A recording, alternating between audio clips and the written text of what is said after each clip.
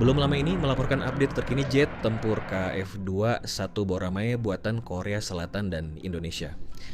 Menurut laporan itu, unit pertama KF-21 Boramae baru saja melakukan penerbangan perdananya. KF-21 Boramae unit pertama ini lepas landas dari Pangkalan Udara Sacheon pada tanggal 15 April di bawah pengamanan ketat. Penerbangan tersebut dilakukan dari sayap latihan ketiga Angkatan Udara Republik Korea di Sacheon, lokasi di mana Korea Aerospace Industries, Administrasi Program Akuisisi Pertahanan, dan Angkatan Udara melakukan evaluasi akhir bersama. Menariknya, unit pertama ini baru saja 22 hari setelah keluar dari jalur perakitan. Angka 22 hari di atas menunjukkan keunggulan KF-21 Boramae dari jet-jet tempur modern lainnya, termasuk siluman F-35 dan F-22 Amerika Serikat. Pasalnya, baik F-35 maupun F-22 membutuhkan waktu lebih lama untuk menjalankan penerbangan perdana pasca keluar dari jalur perakitan. Selisih hanya 22 hari antara peluncuran dan penerbangan pertama merupakan salah satu transisi tercepat yang pernah dicapai oleh program pesawat tempur modern manapun ke dalam produksi serial. Program pesawat tempur lainnya membutuhkan waktu yang jauh lebih lama, seperti F-35A yang memakan waktu sekitar 300 hari, sedangkan F-22 membutuhkan hampir 150 hari sebelum penerbangan perdananya, dikutip dari Defense Security Asia 17 April 2026 dalam artikel KF-21 Boramae Korea Selatan cetus kejutan pesawat pejuang generasi baru terbang hanya 22 hari selepas pelancaran. Perbedaan yang signifikan ini bisa terjadi karena Korea Selatan sudah tidak perlu lagi menguji hal-hal dasar seperti bentuk badan pesawat, mesin, sistem kemudi, atau radar. Karena semua itu sudah diuji pada masa pengujian prototip KF-21 Boramae. Sebelum produksi unit pertama, Korea Selatan sudah menguji 6 prototip pesawat yang semuanya telah menyelesaikan sekitar 1.600 penerbangan tanpa satupun kecelakaan serius. Angka 1.600 di atas membuktikan bahwa pesawat ini memang sudah matang dan siap.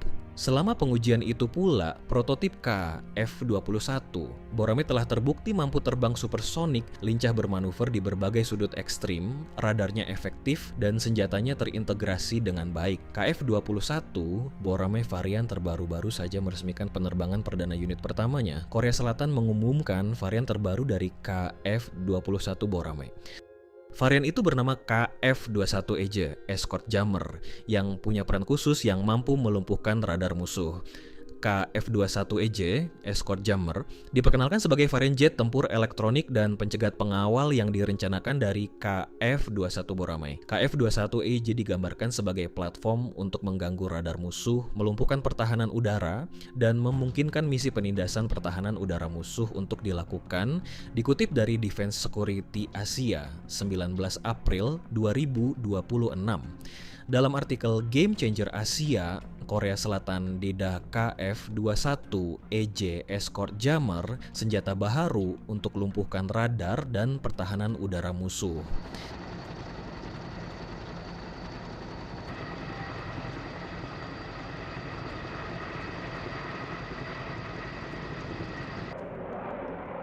Menurut kabar terkini, varian KF-21EJ masih dalam tahap konsep, penelitian masih terus dilakukan, bahkan membutuhkan hingga 10 tahun persiapan. Sebagai pengingat, KF-21 Boramae adalah program jet tempur Korea Selatan yang diumumkan pada tahun 2001 lalu. Maksud dari pembentukan KF-21 Boramae adalah upaya Korea Selatan menggantikan armada jet tempurnya yang sudah menua. Pengembangan pun dimulai di tahun 2010 bersamaan dengan datangnya Indonesia sebagai mitra. Salah satu kehadiran Indonesia adalah untuk menanggung beban biaya pengembangan jet tempur.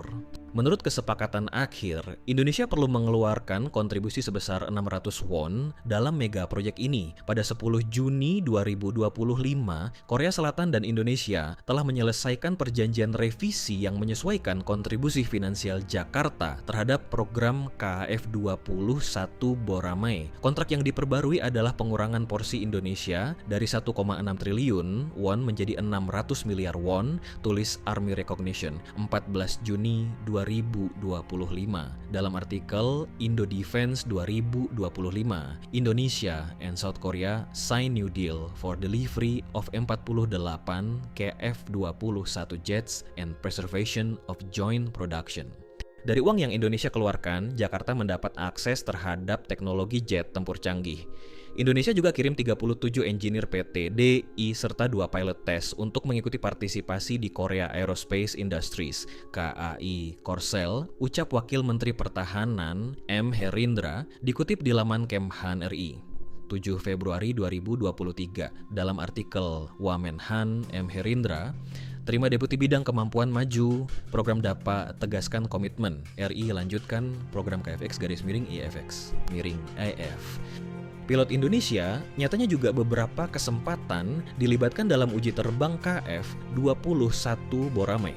Seperti uji terbang pada awal Oktober 2025, Kolonel Penerbang Muhammad Sugianto menerbangkan jet tempur itu di ketinggian 10.000 sampai 20.000 kaki. Kerjasama pertahanan Indonesia-Korea Selatan kembali mencatat tonggak penting.